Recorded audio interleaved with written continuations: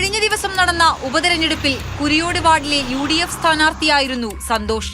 ഇദ്ദേഹത്തിന്റെ പിതൃസഹോദരൻ ശിവദാസൻ പിള്ളയുടെ കടയ്ക്ക് നേരെയാണ് ആക്രമണമുണ്ടായത്. കടയുടെ ഒരു ഭാഗം അടിച്ചു തകർത്തു. മുൻഭാഗത്തുണ്ടായിരുന്ന തട്ട് മറിച്ചിട്ടു. ഇലക്ഷൻ കഴിഞ്ഞതിന്റെ അന്ന് രാത്രി ഒരു 11 മണിക്ക് ശേഷമാണ് ആരൊക്കെ സാമൂഹ്യ വിരുദ്ധന്മാർ വന്ന് ഇതെല്ലാം അടിച്ചു പൊളിച്ച് കളഞ്ഞത്. ഞാൻ ഇതുകൊണ്ട് ജീവിക്കാതിരിക്കുന്നതാണ്. നമ്മൾ വേറെ പണിക്കൊന്നും പോകാതെ വളരെ ബുദ്ധിമുട്ടിയൊക്കെ ജീവിക്കുന്നതാണ്. അഞ്ചാറ് കൊലയും ഇത്തിരി ചേനയും ചേമ്പൊക്കെ എടുത്തു വെച്ചാണ് ഇത് ചെയ്യുന്നത്. പക്ഷെ അത് അടിച്ചു പൊളിച്ച് കളഞ്ഞു.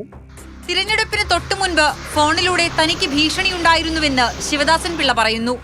ആക്രമണം രാഷ്ട്രീയ പ്രേരിതമാണെന്നാണ് കോൺഗ്രസിന്റെ ആരോപണം. ഉപതെരഞ്ഞെടുപ്പിൽ വാർഡിൽ LDF സ്ഥാനാർത്ഥിയാണ് വിജയിച്ചത്.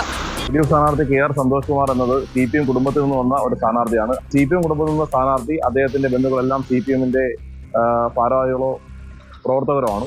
ഇതുമായി ബന്ധപ്പെട്ട് അവർക്കെല്ലാം തന്നെ ഭീഷണി ഉണ്ടായിരുന്നു. ഈ ശിവദാസന് ഫോണിൽ കൂടെയും നേരത്തെയും ഭീഷണികൾ ഉണ്ടായിരുന്നു. അദ്ദേഹം അത് പൂർണ്ണമായും മുഖവിലക്കെടുക്കാൻ തയ്യാറാവാത്തതാണ് ഇന്നത്തെ അക്രമം ഉണ്ടാകാൻ കാരണം.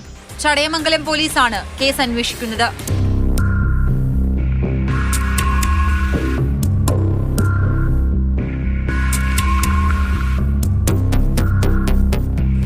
മാതൃഭൂമി ന്യൂസ്, കൊല്ലം.